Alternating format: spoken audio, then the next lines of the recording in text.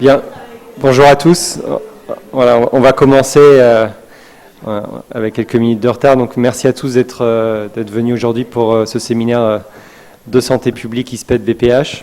Donc aujourd'hui, on a le grand plaisir d'accueillir le docteur Walid Diouf à l'ISPED, qui va nous parler de comment engager les communautés, les réponses aux problèmes de santé publique. Donc Wali, il est chercheur en sciences sociales à l'université Cheikh Anta Diop de Dakar au Sénégal. Il est particulièrement intéressé par les questions de santé publique, gouvernance et politique publique.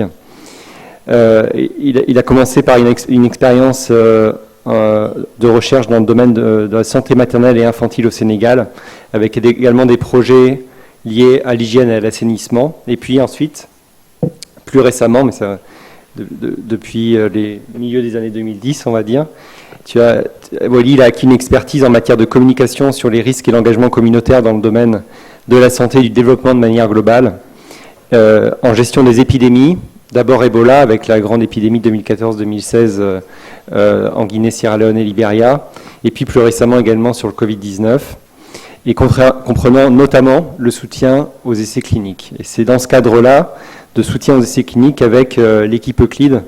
On a eu le plaisir de travailler ensemble depuis 2016 sur l'essai clinique vaccinal contre Ebola qui s'appelle Prévac en Guinée, Conakry.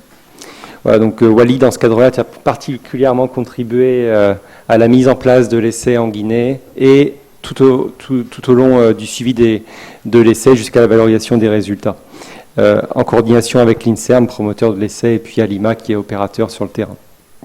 Voilà, donc à travers toi, c'est aussi l'occasion de remercier toute l'équipe d'anthropologistes de Dakar, et notamment le professeur Sylvain Faye, le chef d'équipe. Et donc, nous, ce qu'on a remarqué avec l'équipe Euclide, c'est que tout travail avec vous, ça a réussi à nous démontrer finalement que l'engagement communautaire était vraiment essentiel et indispensable sur la bonne conduite d'un essai dans ce contexte-là. Et cela de la mise en place du projet, mais aussi tout au long du projet, notamment pour la rétention des participants dans l'essai jusqu'à la valorisation et la dissémination des résultats dans la communauté. Voilà, donc vous avez aussi à montrer aussi que l'anthropologie pouvait s'adapter à des situations complexes sur le terrain et apporter vraiment des solutions concrètes aux opérateurs et aux méthodologistes et aux investigateurs de l'essai. Voilà, merci encore Wally d'être venu aujourd'hui et c'est à toi.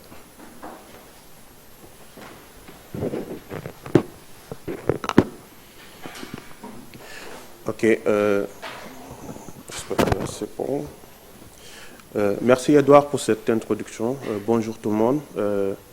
J'aimerais démarrer ma prise de parole par exprimer toute ma profonde gratitude envers l'Université de Bordeaux et l'Institut de santé publique, d'épidémiologie et de développement ISPED pour m'avoir ouvert cette opportunité de partager les résultats de mes recherches lors de ce séminaire. L'ISPED qui est vraiment reconnu pour son engagement envers l'avancement de la recherche en santé publique et de l'épidémiologie, l'Université de Bordeaux également, qui joue un rôle essentiel dans la promotion de l'éducation supérieure et de la recherche de qualité. Donc c'est donc un très grand plaisir et un privilège pour moi de contribuer à cette communauté académique de premier plan. Alors, au cours de cette présentation, je partagerai avec vous les résultats avancés et significatifs issus de mes travaux de recherche. J'espère que ces échanges permettront aujourd'hui de susciter des discussions assez fructueuses en termes d'idées novatrices et de collaborations futures qui contribueront à l'enrichissement de nos différents domaines respectifs. Je tiens également à remercier chaleureusement les organisateurs de cet événement, notamment à Edouard, depuis le début. Voilà. Merci pour la confiance également. Je suis impatient de profiter en tout cas rapidement mes résultats. Merci pour cette opportunité. Sans plus tarder, je vais commencer ma présentation qui porte sur le thème santé publique et société. Comment engager avec les communautés les réponses aux problèmes de santé publique.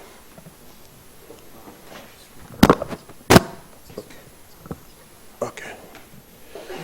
Alors, les résultats de recherche que nous partageons aujourd'hui et qui seront discutés par la suite sont tirés de l'expérience de gestion de l'épidémie d'Ebola en République de Guinée entre 2014 et 2016, mais aussi en phase post-épidémique avec le projet de recherche Prévac dont parlait Edouard entre 2016 jusqu'à récemment octobre 2023.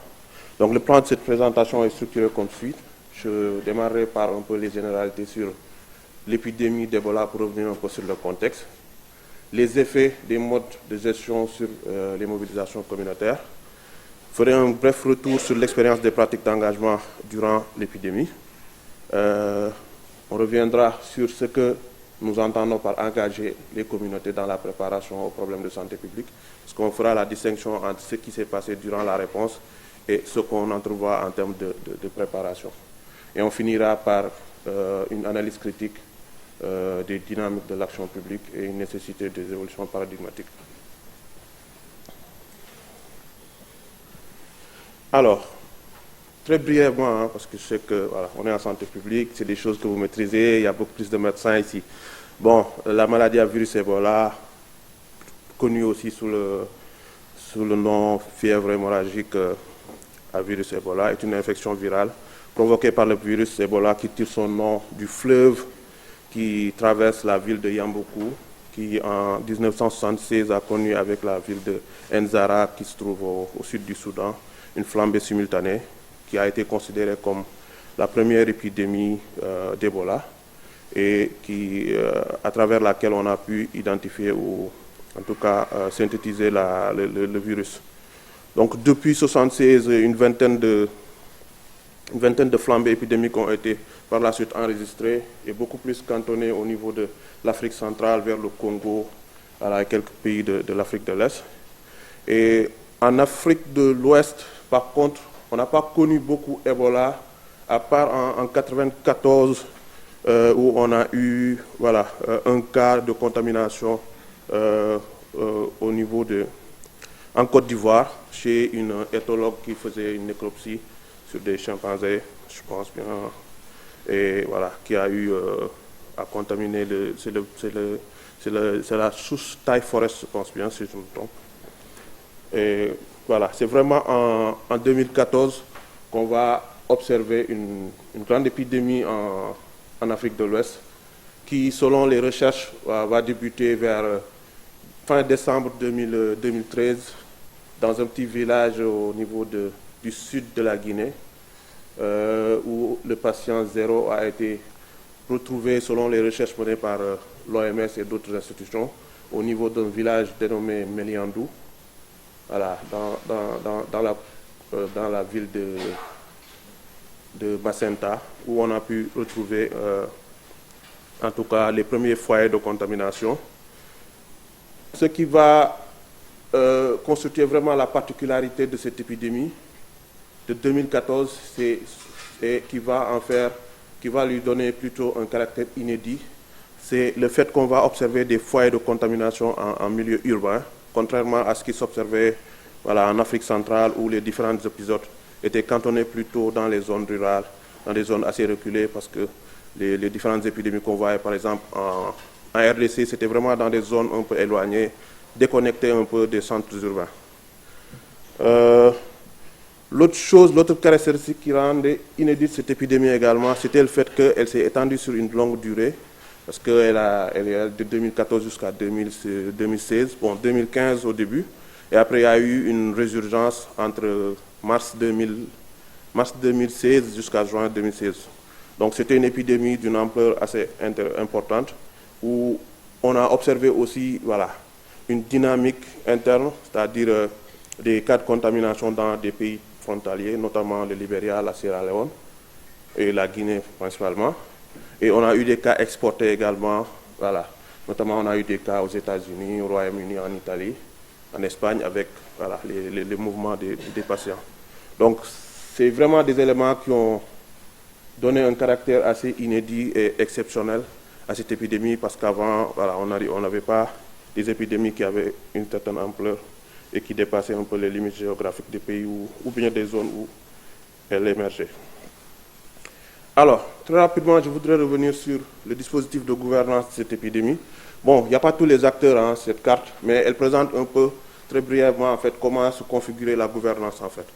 Alors, la réponse à l'épidémie s'est organisée autour d'une multiplicité d'acteurs nationaux et transnationaux de la santé qui ont occupé les différentes composantes du dispositif de riposte, que ce soit en termes de recherche, laboratoire, les soins, voilà, toute la prise en charge et toute la partie de gestion, voilà, avec les pouvoirs publics.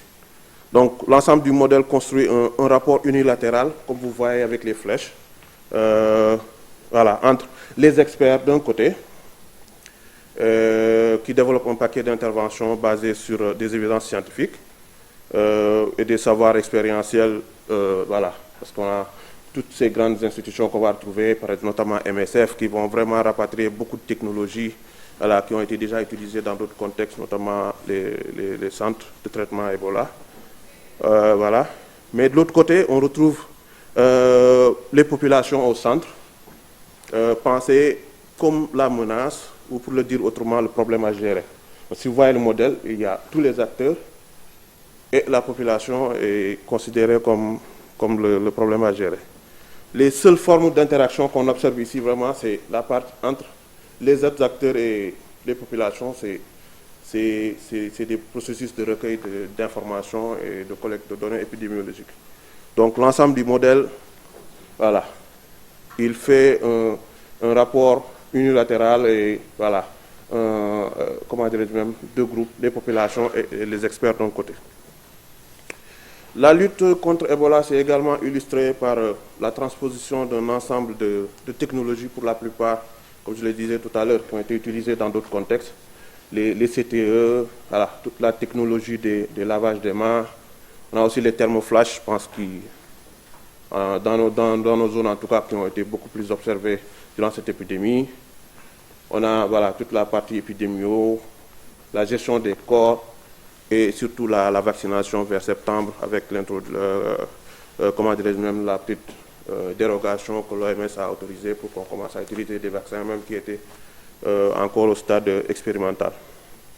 Alors, en s'intéressant juste aux technologies mobilisées durant la riposte, on distingue un caractère plus ou moins mécanique des modes de gestion de l'épidémie, qui ne tiennent pas compte des réalités des zones endémiques en fait. Nous pouvons citer par exemple les CTE, qui ont été configurés comme des espaces de confinement, c'est-à-dire vraiment c'était des espaces pour isoler les malades des personnes saines. Ce qui décline un peu la logique biomédicale en fait. Ça c'est très normal du point de vue de la biomédecine. Sur la gestion des corps aussi, on peut constater que toute la critique repose sur la technicisation du processus des enterrements sécurisés, avec des corps qui sont gérés comme des sources de contamination. Et pour reprendre les termes de Frédéric Lemassy, qui parlait de gérer les corps comme des fagots dans son article. Et ces processus remettent en cause tout le rituel autour de l'ancestralisation, voilà, qui renvoie au processus d'accompagnement des personnes décédées. Alors, l'analyse des pratiques de gouvernance permet aussi de constater le retour de modèles standards et des approches de réponse aux problèmes de santé publique. En Guinée, par exemple, on va constater qu'en dépit des différents contextes sociopolitiques, mais des dynamiques temporelles également de l'épidémie, on va voir que quand les foyers de contamination se déplacent du sud vers l'est de la Guinée, on va voir que le même dispositif qui était utilisé pour répondre à l'épidémie au centre vers le début de décembre, vers la fin, le début de décembre, de plutôt mars 2014, parce qu'on a déclaré l'épidémie en mars, donc de mars jusqu'à avril, mais à partir de juin, quand il y a une transition des chaînes de contamination vers le centre et l'est du pays, on va déplacer le même dispositif alors que les contextes n'étaient pas les mêmes. Donc, cette situation pose aujourd'hui de grandes problématiques, parce qu'aujourd'hui, il y a une importante littérature critique autour de ce que Jean-Pierre Olivier de Sardan, un anthropologue qui travaille beaucoup sur les questions de développement au niveau de l'Afrique, ce qu'il appelle les modèles voyageurs. C'est vraiment ces technologies qu'on transpose dans des contextes différents, mais qui sont implémentées sans essayer de les adapter. Et donc, ce que lui, il fait constater, c'est qu'à chaque fois qu'on est dans des processus pareils, avec une standardisation des approches, on fait l'objet de ce qu'on appelle une revanche des contextes. Donc, les approches, les technologies ou les protocoles qui sont transposés dans d'autres contextes sans les adapter, en fait, souvent, ils sont contestés par la réalité qui existe dans ces zones-là. Alors, et pour montrer un peu comment en Guinée, cette question de contestation, elle va s'observer, nous allons un peu voir en fait comment voilà, les modes de gestion de l'épidémie vont avoir des effets sur les réactions et les mobilisations des communautés. Alors, les réactions des communautés face aux dispositifs de gestion, aux technologies mobilisées, et aux protocoles de prise en charge et tout, peuvent être lus à travers 3 éléments que nous représentons dans cette figure. D'abord, nous avons un ensemble de discours et de perceptions autour de l'épidémie qui vont structurer un imaginaire d'action à l'égard de l'épidémie et des processus de sa gestion.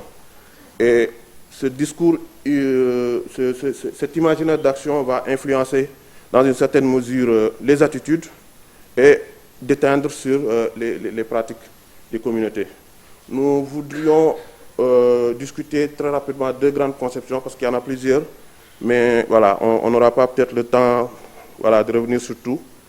Alors, la première, c'est une conception qui va construire l'épidémie comme dans une logique de théorie de la sanction et du soupçon.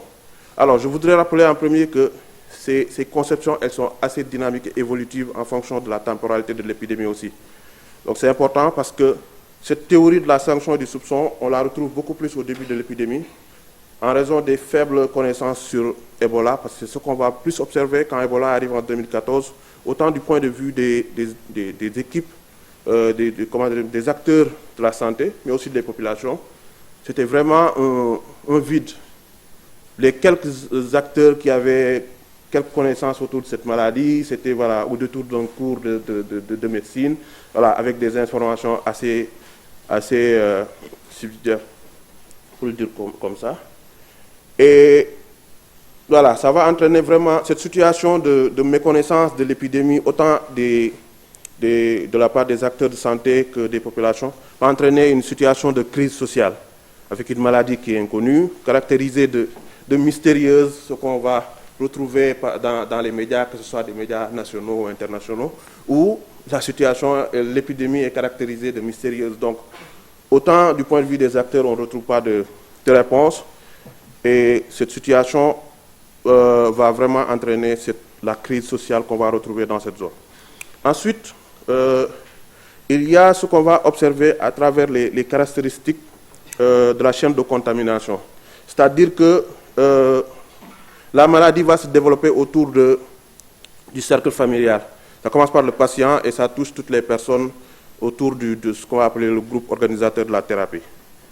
Mais surtout, voilà, l'absence aussi de réponse en dépit du recours à la biomédecine, parce que souvent on va penser que les gens ils ont une attitude première qui consiste à d'abord consulter l'univers magico-religieux avant la biomédecine, alors qu'il y a beaucoup d'évolutions aujourd'hui. Les gens ils ont de plus en plus tendance à aller vers les structures de santé, mais quand dans des situations pareilles, la biomédecine ne donne pas de réponse, ben on va chercher ailleurs. Et c'est ce qui s'est effectivement passé, parce que, comme je le disais, les caractéristiques de la chaîne de contamination, ne trouvant pas de réponse au niveau de la biomédecine, vont pousser les gens à s'orienter vers des théories magico-religieuses avec ce qu'on va appeler les théories de jet du sort, dont le modus operandi répondait à la même approche, où, voilà, qui était le produit d'un forfait, pouvant ici prendre la forme d'un vol, que ce soit un vol d'argent, de produits alimentaires, ou bien une activité illégale, une vente illicite de foncier. Voilà. Et ça pouvait être aussi des questions de mœurs, de l'adultère, une grossesse hors mariage, qui entraînent des représailles de la part de la personne victime. Donc, ainsi, plusieurs histoires autour de vol, de vente illégale de foncier, une histoire d'adultère ont été associés au cas index dans certaines zones. Ce qui est très malheureusement, heureusement en fait, je ne sais pas si c'est malheureusement ou heureusement, il y a eu des coïncidences entre les épisodes de maladies ou bien de développement des foyers avec des personnes qui ont eu des antécédents voilà, relatifs à ces forfaits qui ont été cités. Donc, voilà, ça a conduit, cette coïncidence a vraiment renforcé voilà, l'idée du fait que voilà, on était vraiment dans la théorie du sort où la personne avait commis un forfait et que voilà, c'était normal que, voilà, que la personne décède, ensuite que les membres de sa famille, jusqu'à ce que le sort soit conjuré. Mais ce qu'on va observer, c'est que même quand, avec la dynamique de l'information, à partir du moment où on déclare l'épidémie d'Ebola en mars 2014, on va aussi constater que les défaillances qui vont être observées dans les approches de communication, avec Ebola qui est décrit à cette période comme une maladie sans remède, parce qu'il n'y avait pas de vaccin, et ce n'était pas très clair aussi sur toute la question des traitements symptomatiques. Il y avait vraiment des ratés, pour le dire comme ça, dans la communication. Ce qui faisait que cet ensemble de défaillances, ils vont construire Ebola comme une maladie sans remède. On est dans une situation d'impréparation des localités. Ebola arrive dans une zone où elle n'est pas connue. Donc, tout ce cocktail va conduire les populations à chercher à soigner elles-mêmes ces malades. Parce que dans les CTE, comme je le disais tout à l'heure, c'était de l'isolement. Les processus de traitement symptomatique n'étaient pas communiqués clairement aux communautés. Donc, ils pensaient qu'en fait, c'était des endroits où on isolait les gens pour mourir. Et la létalité au niveau des CTE aussi au début de l'épidémie était tellement importante plutôt, et les gens ils considéraient qu'en fait, les CTE c'était des mouroirs. Donc, ce n'était pas intéressant d'aller là-bas. Il n'y avait pas de soins, donc un lieu de non-soins, on n'a pas besoin d'aller là-bas quand on est malade. Plutôt, et les gens sont mis plutôt eux-mêmes à essayer de trouver des réponses à leurs propres problèmes de santé. Et ces comportements, malheureusement, ont été interprétés par les acteurs inscrits dans le dispositif de la prise en charge comme de la dissidence. Parce que l'injonction en ce moment, c'était quand tu es malade, il faut aller dans les CTE.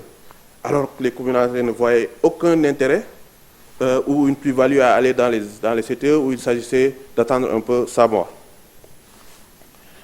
Ensuite, on a une deuxième théorie qui va arriver à un moment aussi de l'histoire de cette épidémie. Et cette théorie du complot politique arrive à partir du moment où on commence à observer des cas d'infection du côté des personnels de santé, mais aussi en dehors du cercle socio-familial en fait. Parce que la théorie du sort, elle marchait encore quand les cas circulaient entre la cellule familiale, mais quand on commence à observer des cas qui n'avaient aucun lien de parenté avec le malade, cette théorie des sorts, elle commençait à être dépassée et on commençait maintenant à intégrer la théorie du complot avec une dimension éthique. Ce qu'il faut comprendre ici, c'est que Ebola arrive en Guinée dans un contexte préélectoral. En 2014, les élections c'était en 2015 et voilà, ce contexte préélectoral est intéressant à prendre en compte dans un pays marqué par des divergences profondes entre les pouvoirs publics et les populations, mais également des clivages intercommunautaires qui sont souvent instrumentalisés par les acteurs politiques, surtout durant ces échéances-là. Et dans un tel contexte, déclarer une épidémie a été interprété par une certaine partie de la communauté comme un complot de l'État visant à ne pas organiser les élections parce que la situation n'était pas favorable, comme on peut le voir un peu dans l'image où il y avait une contestation vraiment du pouvoir en cours et qui faisait que les gens considéraient que l'État ne voulait pas organiser les élections dans un contexte qui ne lui était pas favorable. Une autre lecture présente également Ebola comme une machination du gouvernement pour attirer l'attention des investisseurs dans un pays qui se caractérise par un certain délaissement de la communauté internationale, un pays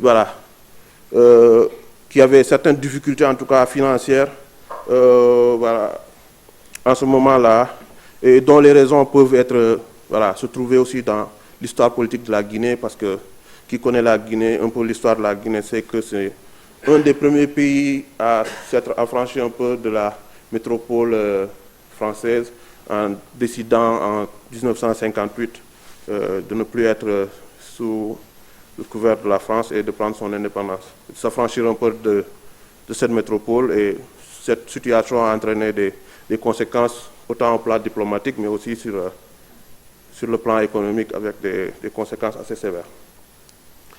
Alors, cette interprétation syncrétique de la causalité d'Ebola qu'on va retrouver et qui se traduit à travers différentes perceptions, différentes conceptions, s'inscrit dans les mécanismes populaires d'explication de la gestion du mal, comme le rappellent les travaux de Marc Auger et Elrich de 1984, qui partent du principe qu'un mal dispose toujours d'un sens biologique et d'un sens social. Donc c'est important qu'on puisse vraiment tenir en compte ces aspects, parce que souvent on reste beaucoup plus sur la partie biologique et on oublie tout ce sens social-là, qui est très déterminant, surtout en matière de comportement. Alors, excusez-moi des images qui sont un peu, voilà, mais c'est vraiment pour mettre en évidence les réactions violentes qui ont été observées aussi à partir d'un moment, parce que, voilà, pour revenir un peu sur les registres pluriels de perception et d'interprétation d'Ebola, qui vont être aussi très amplifiés à partir d'un moment en raison des silences et des attertoiements et contradictions dans la réponse à la crise, en particulier sur les pratiques de communication autour de la maladie, tout à l'heure je le disais. Aussi, on va beaucoup observer des pratiques d'extraversion des tâches publiques qui reviennent, avec l'État guinéen qui va à un moment déléguer, on peut le dire comme ça, les tâches de gouvernance de l'épidémie à des institutions comme l'OMS. Et cette situation, pour reprendre un peu, et ça c'est une dynamique des travaux que les résultats de nos études ont montré par rapport aux travaux de Fred Eboko sur ce qu'il appelle la matrice de l'action publique en Afrique, pour montrer qu'en fait, parce que dans sa matrice, les catégories ou les acteurs semblent être assez fixes, mais nous, nos travaux ont montré une certaine dynamique où des acteurs peuvent se retrouver dans d'autres positions par rapport à cette matrice-là et occuper d'autres fonctions. Donc ici, on va voir que l'OMS va opérer en qualité de régulateur, voilà, qualité qui était beaucoup plus attendue de l'État et des pouvoirs publics. Et cette posture va entraîner une perte de leadership de l'État guinéen et en même temps entraîner voilà, une réarticulation de la crise de confiance entre les populations et l'État. Et ça, c'est une problématique qui est assez, voilà, transversale au cœur de l'histoire politique de la Guinée. Si on sait comment vraiment s'est constitué l'État guinéen, avec toute la phase Sékou Touré, le communisme et tout, et à partir de 1984, l'arrivée de Lansana Conté au pouvoir, qui est dans une dynamique de libéralisation, il y a eu vraiment un ensemble de processus et ça a un peu créé un ensemble de crises de confiance entre les pouvoirs publics et les communautés. Alors, face à ce contexte de crise de confiance qui va s'observer entre les populations, l'État et ses partenaires qui sont venus en appui dans la gestion de l'épidémie, l'État va décider à un moment plutôt d'imposer les mesures de lutte, en allant jusqu'à militariser même le dispositif, ce qui va entraîner des réactions violentes de la part des populations. Et l'une des manifestations les plus violentes de ces événements, c'était l'événement, la tuerie de Womé. Je pense que ceux qui ont un peu suivi l'épisode, comment dire même, l'épidémie d'Ebola en 2014, connaissent un peu cet épisode douloureuse où 8 membres d'une délégation, et ce n'était pas de petites personnes, parce que c'était des autorités politiques et administratives, qui étaient allés faire une activité de sensibilisation sur Ebola. Ben, ils ont été tués et enterrés, déchiquetés par les populations, voilà, suite à des contradictions sur ce que était Ebola et une certaine méfiance en fait envers ces autorités. Alors, pour avancer un peu, on va venir discuter un peu quelques pratiques d'engagement communautaire, parce que À partir du moment où l'État constate en fait cette déconnexion entre les acteurs qui essaient de répondre à l'épidémie et les populations de l'autre qui vont beaucoup plus avoir des attitudes qui remettent en cause les différents processus, l'État et ses partenaires vont essayer en tout cas d'introduire ou de réaffirmer plutôt le principe de l'engagement communautaire ou de la participation communautaire comme une des modalités de réponse à l'épidémie. Et dans la pratique, parce qu'il est important, et on reviendra un peu sur cela, sur ce qu'on va considérer comme des apories autour de l'engagement communautaire, c'est qu'on va observer que les approches de participation communautaire qui vont être observées à partir de ces acteurs vont se structurer à partir de deux approches. Soit on mobilisait des structures qui étaient déjà existantes, c'est-à-dire la société civile locale, avec des ONG, des associations de jeunes, des associations de ressortissants, qu'on essayait de mobiliser pour réaliser des activités, soit constituer des structures. Il y a les comités de veille villageois, les comités de veille de quartier, ça c'était au niveau des zones urbaines, les unités opérationnelles, qui étaient des cadres ou des acteurs qui avaient pour mandat de mener des activités de communication, de sensibilisation, de proximité et surtout de surveillance épidémiologique. Parce qu'à partir d'un moment, on va essayer de décentrer certaines activités pour impliquer les communautés. Par contre, ce qu'on va observer, c'est que, et c'est la posture critique que nous aborderons, c'est que les pratiques dites d'engagement communautaire ici renvoient beaucoup plus à ce qu'on va appeler de la mobilisation sociale, qu'il faut distinguer de l'engagement communautaire.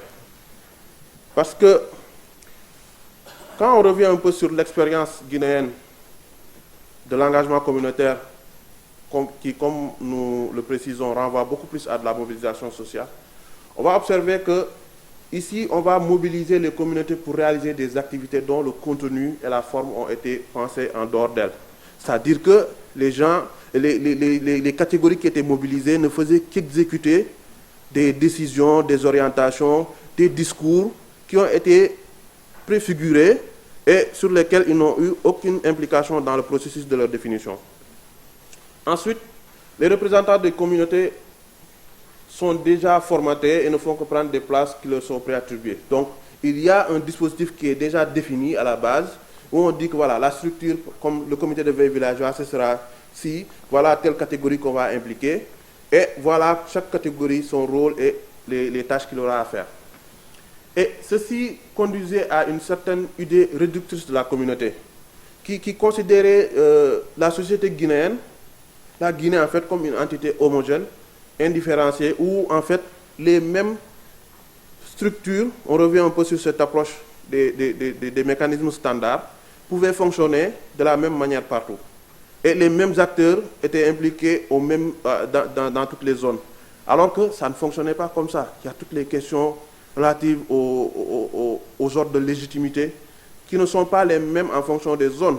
Il y a la question de genre qui ne sont pas prises en compte en fait dans la définition de ces structures-là. Parce que si on prend dans certaines zones, par exemple, il y a des zones où, pour le dire ainsi, la femme n'a pas le même pouvoir d'autorité ou de capacité à développer des activités de communication que dans une autre zone. En fonction des groupes culturels qu'on retrouve aussi, il y a des spécificités qui font que chaque zone a ses particularités et l'approche standard de ces structures-là ne permettait pas d'intégrer en fait ces éléments. Et pour finir, on considérait que l'engagement communautaire ne se décrète pas. On ne se réveille pas un jour pour dire « hop, engagez-vous ». Donc ça nécessite un processus préalable qui permette de préparer ces dispositifs et que quand un événement arrive, que les gens puissent donc s'intégrer. En résumé, ce qu'on peut retenir en fait globalement de cette critique, c'est que la mobilisation sociale, contrairement à l'engagement communautaire, ne reconnaît pas les capacités des communautés. Et ces capacités, c'est en termes de possibilité d'identifier le risque, mais également adopter des attitudes de gestion de ce risque Elle considère aussi les croyances et les traditions des populations comme des barrières, et surtout des savoirs rétrogrades à changer, et non comme des réponses locales à encadrer. On peut donner surtout l'exemple au niveau de Macenta à un moment où il y avait des pratiques qui se faisaient avec les personnes malades ou qui présentaient des signes. Les populations essayaient de les prendre et de les éloigner, parce que dans la zone de Macenta, il y a des zones un peu montagneuses où il y avait des pratiques locales qui consistaient à isoler les personnes malades. Mais du point de vue du dispositif de la riposte, considérer qu'en fait, ça c'était des pratiques dissidentes en fait, où on cachait les malades. Alors que du point de vue des communautés, mais c'était une forme d'appropriation même de la logique de l'isolement. Donc, quand les acteurs n'essaient pas de s'intéresser à ces pratiques et de comprendre les mobiles derrière, on les considère comme voilà, de la réticence et voilà, on se dit tout de suite que voilà, les populations refusent de venir au centre, alors qu'eux, ils avaient d'autres moyens qui étaient voilà, des réponses locales, en tout cas, à la situation, qu'un bon dispositif d'engagement communautaire pourrait mieux comprendre et intégrer. Et enfin, voilà, les représentants de la communauté sont mobilisés pour voilà, juste mettre en œuvre des activités qu'elles ne connaissent même pas, souvent. Parce que souvent, on a vu sur le terrain, il y a beaucoup de choses. Nous, en tant qu'anthropologue, quand je faisais de la recherche, parce que c'était dans le processus de ma thèse, tu voyais ces acteurs qui communiquaient, mais si tu leur posais des questions sur certaines choses, ils n'arrivaient même pas à te répondre. Bon, nous, on nous a dit de dire telle chose, on l'a dit, c'était notre rôle. Voilà. On n'avait pas essayé de comprendre. Alors,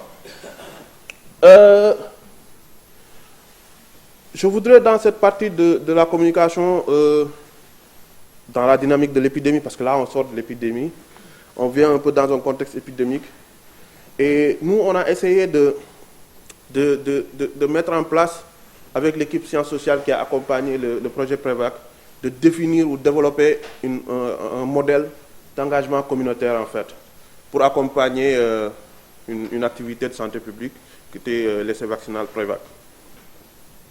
Alors, Prévac, c'est quoi? Très rapidement, je pense que... Bon, Prévac, c'est un essai randomisé de phase 2B, en double aveugle contrôlé par un placebo, dont les objectifs sont l'évaluation de la sécurité et l'immunogénicité sur 12 mois de 3 stratégies vaccinales contre Ebola chez les enfants de plus de 1 an et les adultes. Donc c'est un essai multicentrique sur 4 pays, la Guinée avec 2 centres, le Libéria, 2 centres aussi, je pense. Le Libéria, c'est un centre Redemption, oui, la Sierra Leone, 2 centres par contre, et le Mali également, 2 centres de recherche. Donc, au total, voilà, il y a eu 4789 participants randomisés, âgés de plus de 1 an, dont 2330 participants dans les 2 sites de la Guinée. Il y a eu une phase de suivi à long terme sur 4 ans supplémentaires pour évaluer l'immunogénicité à long terme. Le promoteur de cet essai en Guinée, le sponsor, c'était l'INSERM et l'ONG Alima qui jouait le rôle d'opérateur terrain. Alors, la particularité de Prévac ici qui mérite d'être mis en avant, c'est le modèle du partenariat, en fait.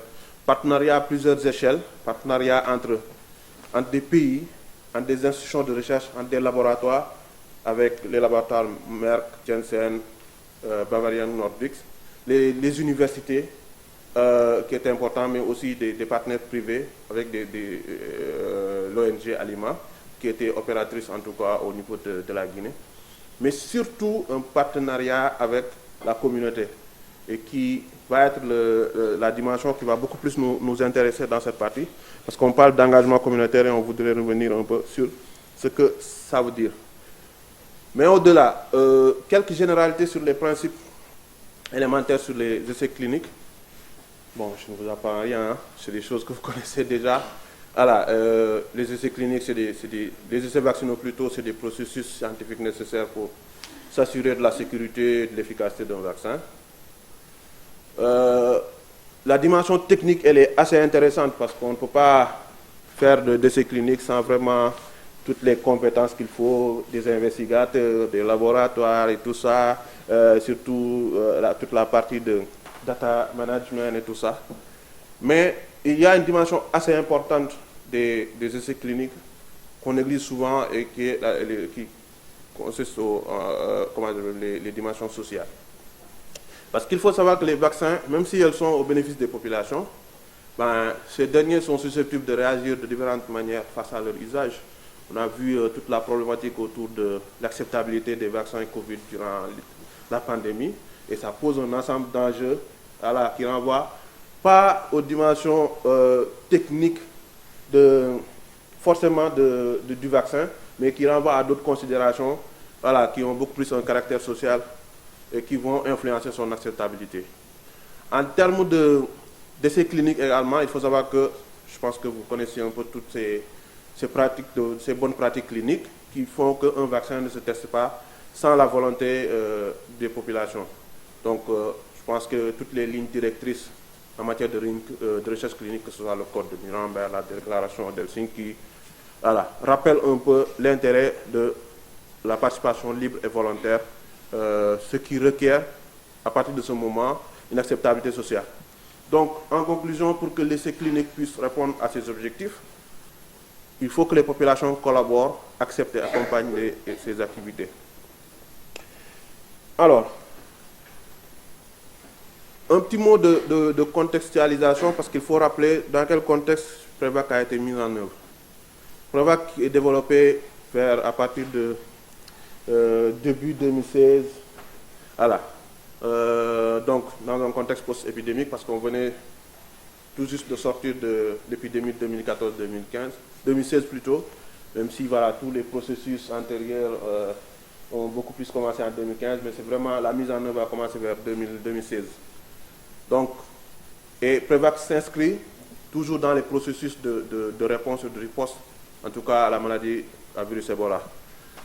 Une maladie qui a suscité, produit beaucoup de rumeurs, discours controversés. Je pense que j'étais revenu un peu sur ça par rapport à toute la partie au mois de l'épidémie. Aussi, on a observé vraiment des réactions communautaires, dites réticentes, pour reprendre la terminologie utilisée par certains acteurs, mais face aux modalités de sa gestion, malgré les initiatives d'engagement communautaire qui ont été observées. Les leçons apprises de l'expérience de l'épidémie ont été assez nécessaires et conséquentes pour préparer la mise en œuvre de PREVAC, surtout dans sa dimension communautaire.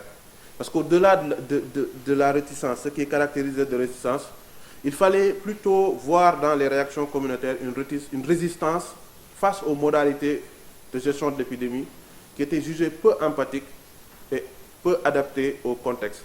Donc il y a beaucoup de protocoles, de stratégies, de technologies qui ont été développées, mais qui ne tenaient pas compte vraiment des réalités.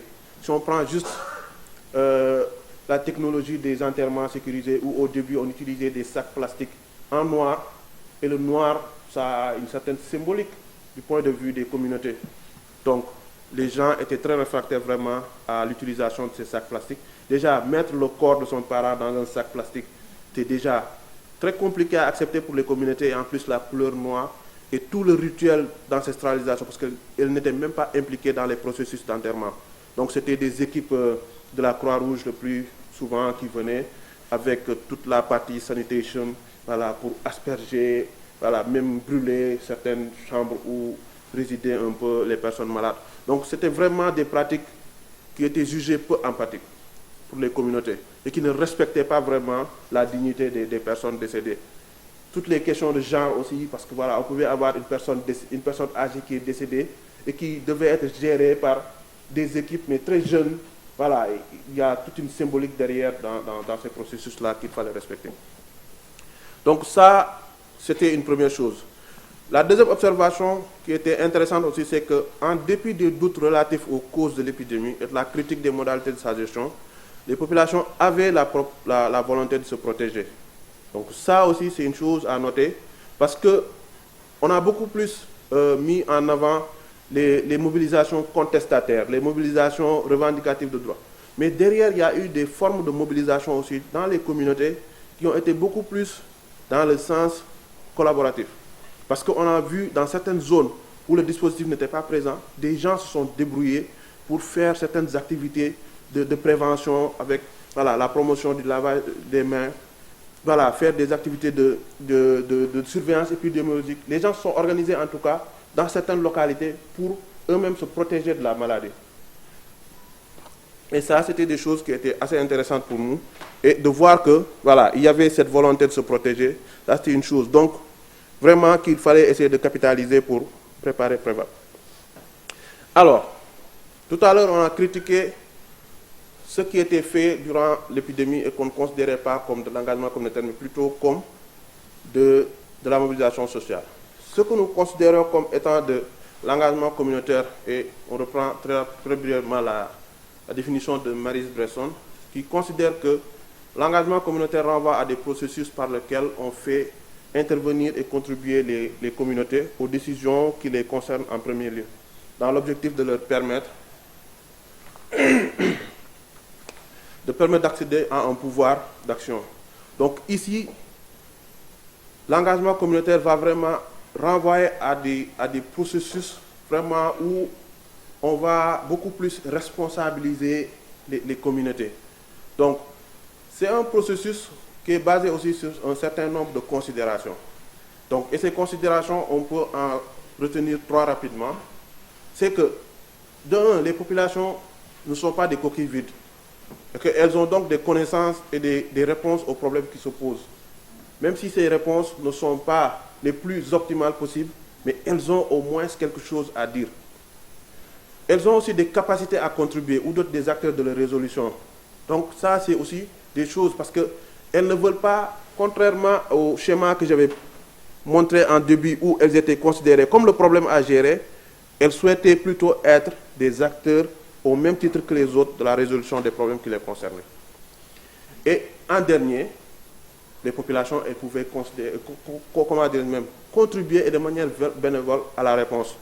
Contrairement aux pratiques qu'on va observer dans la mobilisation sociale avec les structures qui ont été créées, où les gens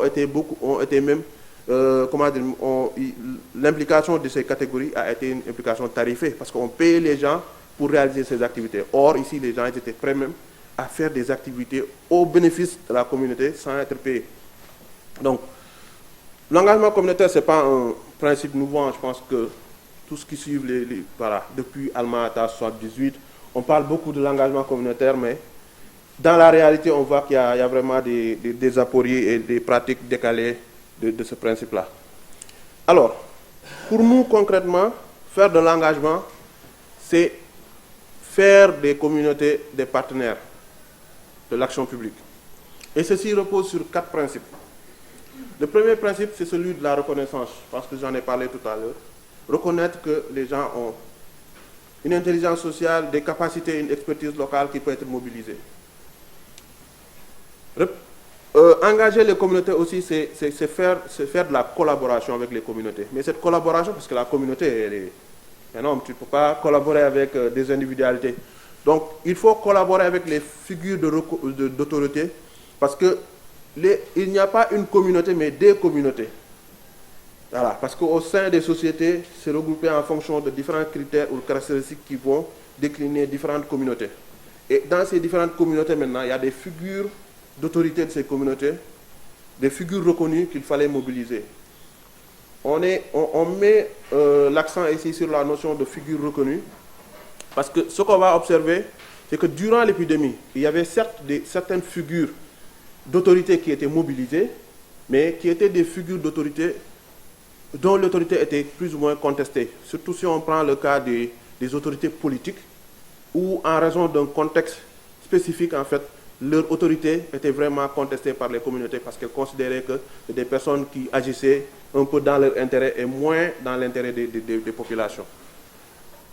Faire de l'engagement communautaire aussi, c'est de l'empowerment. Parce qu'à partir du moment où on souhaite responsabiliser des communautés dans la gestion d'une action à dimension communautaire, il faut que les personnes aient les capacités, les connaissances, les compétences pour faire ce dont on attend. Donc c'est important qu'il y ait tout un processus d'encadrement et de capacitation. Enfin, faire de l'engagement, c'est aussi respecter le principe de la redevabilité. Tout ce qui renvoie au feedback et toujours cette interaction continue. Et ce feedback ne doit pas seulement se limiter entre certaines catégories, mais intégrer la catégorie des communautés en la considérant comme une partie prenante des processus. Donc, ce qu'on a essayé de faire dans l'épidémie, dans le projet Prévac, en tant qu'équipe sciences sociales, c'est d'essayer de développer un modèle qui tient compte de ces différents principes.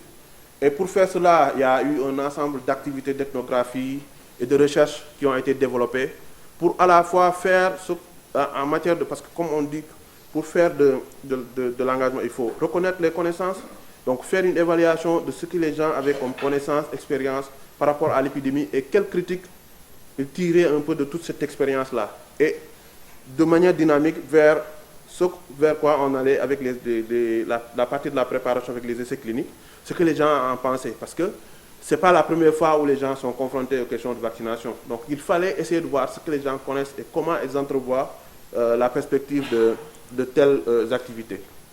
C'était important aussi dans l'ethnographie de comprendre l'organisation sociale. Parce qu'il fallait après développer des activités de communication. Et pour faire de la communication, il était important de savoir où on allait le faire, avec qui, quel acteur mobiliser. Donc c'était important qu'on fasse cela. Et on a aussi fait une ethnographie pour comment dirais-je, analyser les ordres de légitimité. Parce qu'il y avait plusieurs catégories qui étaient en jeu. Il y a ce qu'on va appeler les légitimités de la démocratie populaire. Par exemple, tout ce qui renvoie aux chefs de village, chefs de quartier, voilà, le maire et tout ça.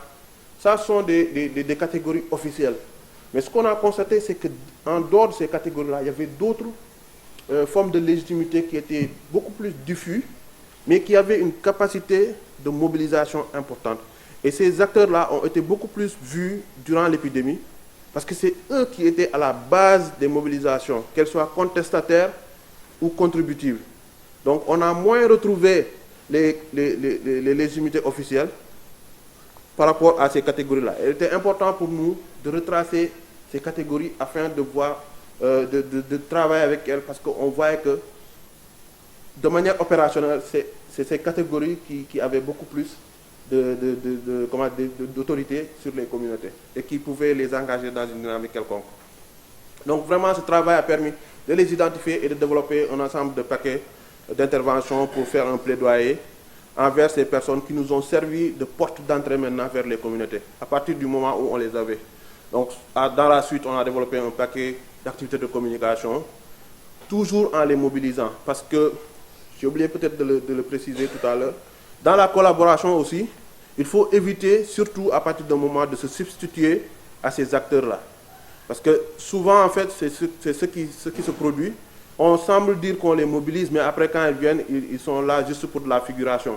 Alors que nous, ce qu'on voulait, c'est que dans la mesure où sont les catégories qui ont une certaine influence vis-à-vis des communautés, qu'elles soient en tout cas le pont entre le dispositif de l'essai et les communautés, même si cela n'empêchait pas des interactions aussi avec, voilà, de manière dynamique. Donc, après, il y a eu tout un dispositif de suivi, d'évaluation, parce qu'il fallait tenir compte aussi de la dynamique de la temporalité. Prévac, au début, c'était 12 mois. Après, c'est sur 5 ans. Il y a eu tout un ensemble de dynamiques qu'il fallait tout le temps et de manière réelle, comment dirais-je même, voilà, évaluer et ajuster le processus. Voilà, on a eu beaucoup de choses qui sont passées, l'épidémie de Covid, voilà, des tensions politiques qui ont été observées à un moment dans le pays. Et tout cela, il fallait adapter le dispositif et le dispositif de suivi permettait en tout cas d'intégrer ces différentes situations et d'éviter qu'elles soient des contraintes par rapport à la mise en œuvre. Et pour finir, le mécanisme de dialogue, pour revenir un peu sur le principe de la redevabilité. Donc, la mise en œuvre de cette stratégie a permis vraiment d'avoir des résultats assez intéressants dans Prévac. Avec, voilà, Prévac c'était 4789, 2330 en Guinée, donc vraiment c'est environ 50% de la cible qui a été incluse en Guinée. Et quand on revoit un peu, sur 12 mois, on a eu 96,74% de rétention, qui était assez intéressant du point de vue des... voilà, en termes de qualité de données, de recueil, parce que faire un essai aussi, ce n'est pas seulement inclure les gens, c'est les inclure et pouvoir les maintenir sur toute la durée de l'étude. Donc vous voyez, en fait, voilà, à 24 mois, on était à 92, à 36 mois, 90, voilà, jusqu'à M60, c'était les 50 suivis. On était à 82%. En tout cas, avec une très grande motivation des populations à s'inscrire, à adhérer, mais surtout à rester dans le processus, ce qui était assez intéressant et qui est dans une certaine mesure lié à la valeur ajoutée de l'approche qu'on a un peu suivie.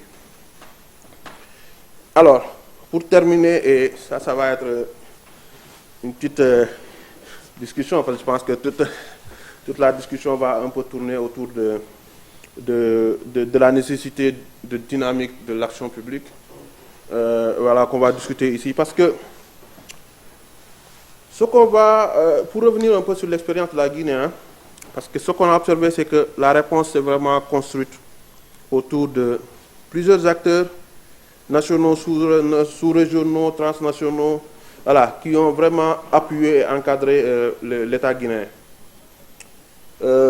Ces acteurs qui constituaient le dispositif de riposte ont beaucoup plus appréhendé l'épidémie dans une perspective essentiellement biomédicale.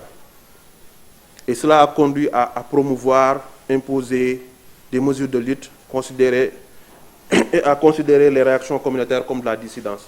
On a beaucoup observé des technologies, des protocoles de prise en charge qui ont été transposés, des stratégies qui ont été reproduites, voilà, des modèles et tout ça, mais qui ont peu tenu compte des contextes.